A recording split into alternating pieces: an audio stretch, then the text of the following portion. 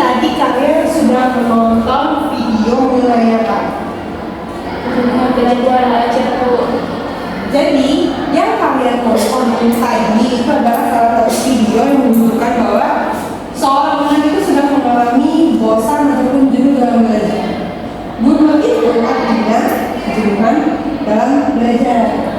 Nah, pada presentasi kali ini ibu pengen kalian untuk mendiskusikan permasalahan yang ada dalam video ini.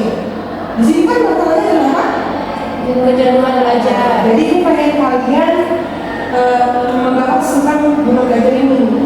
Nanti bakalan ibu bagi satu persatu mengenai topik-topik yang dibahas tentang kejenuhan belajar ini. Contohnya nanti bakalan membahas tentang ciri-ciri dari burnout belajar. Apa ciri-ciri orang yang mengalami burnout belajar tersebut? Kemudian Mutiara nanti ibu tanya Mutiara menelaah tentang faktor penyebabnya. Apa yang menyebabkan seseorang itu merasa ia burnout ataupun mengalami kejenuhan belajar? Kemudian untuk Cika sendiri, ibu kepengen Cika untuk membahas tentang bagaimana cara mengatasi burnout belajar itu sendiri. Nah, jadi silakan siapkan kertas kalian dan silakan berdiskusi untuk hal itu. Sekitar berapa menit? 15 menit Bu. Ya, segitu ya. Jadi sekarang boleh diskusikan dulu. Baik Bu.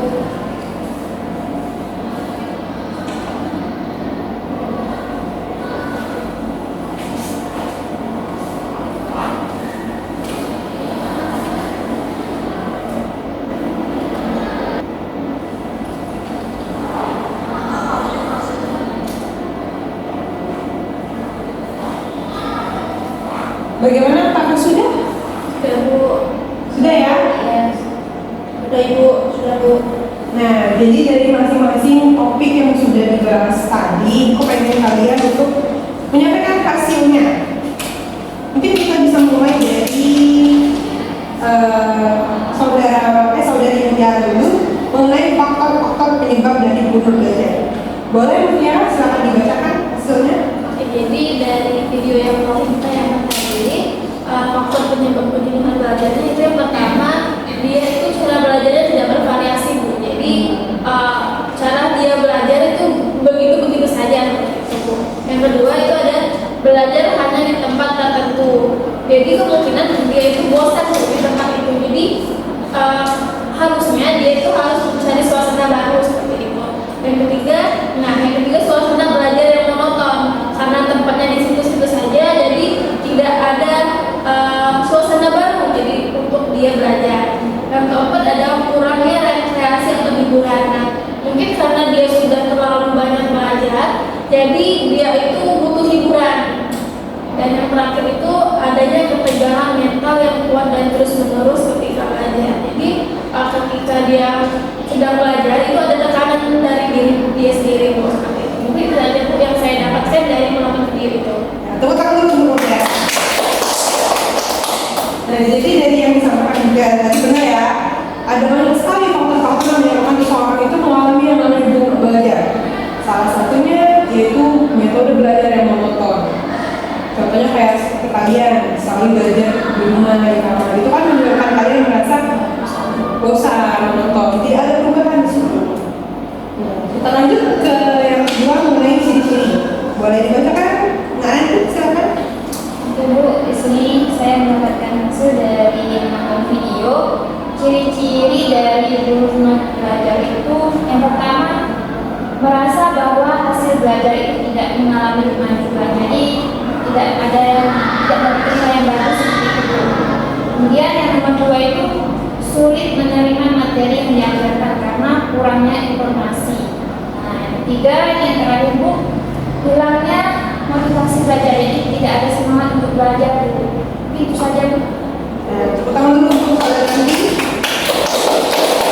Jadi benar ya disampaikan saudara tadi mengenai ciri-cirinya. Hilangnya motivasi, kemudian dia merasa dia sulit untuk menerima materi pelajaran, kemudian juga dia merasa materi pelajaran itu susah. Nah, itu kan menyebabkan kita untuk malas belajar.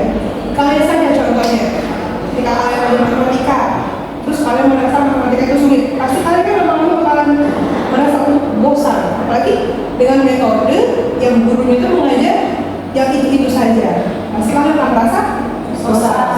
Nah, bagaimana cara mengatasi orang-orang yang mengalami burnout belajar ini tadi?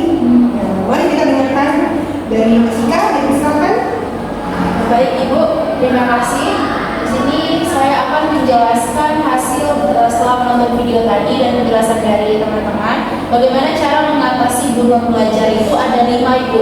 Yang pertama itu metode belajar yang bervariasi. Jadi seperti yang Ibu jelaskan tadi, untuk anak-anak yang mengalami kejenuhan belajar ini, gunakanlah metode belajar yang bervariasi. Jadi tidak hanya ceramah Bu, bisa menggunakan seperti Ibu ini menggunakan video dari YouTube dan misalnya menggunakan media yang lainnya. Nah, yang kedua itu membuat inovasi tata ruang. Jadi di sini agar tidak belajar tidak merasa jenuh, bisa menggunakan ruang kelas yang tidak hanya untuk belajar biasa seperti ini, misalnya bisa melingkar atau bisa berkelompok. Nah, yang ketiga itu menciptakan situasi yang belajar yang menyenangkan. Jadi tentunya agar kita belajar tidak merasa jenuh, kita harus membuat kelas itu nyaman Bu, nyaman, sirkulasi udaranya yang terang dan pencahayaannya juga yang baik. Nah, yang keempat itu melakukan refreshing. Jadi ketika kita sudah mengalami jenuh dalam belajar, itu jangan dipaksa untuk terus belajar Bu, tapi gunakan sebagai waktu kita untuk istirahat dan refreshing, melakukan hal-hal yang menyenangkan terlebih dahulu. Nah, kalau yang terakhir yang kelima itu belajar dengan santai dan rileks. Jadi agar kita tidak mengalami kejenuhan belajar, itu selama belajar itu kita santai saja Bu, tidak usah terlalu dipaksa. Begitu saja Bu. Tepuk tangan dulu. Jadi itu dari satu pengalaman singkat tadi, ada banyak cara untuk mengatasinya.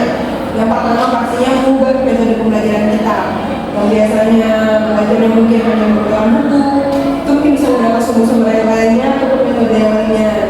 Kemudian juga bisa melakukan rekreasi atau hiburan. Kemudian juga belajar dengan santai dan rileks. Sampai sini sebelum kita akhiri karena waktu kita sudah terbatas. Gue pengen tanya dulu kepada kalian semua, apakah ada yang ditanyakan? Tidak Bu.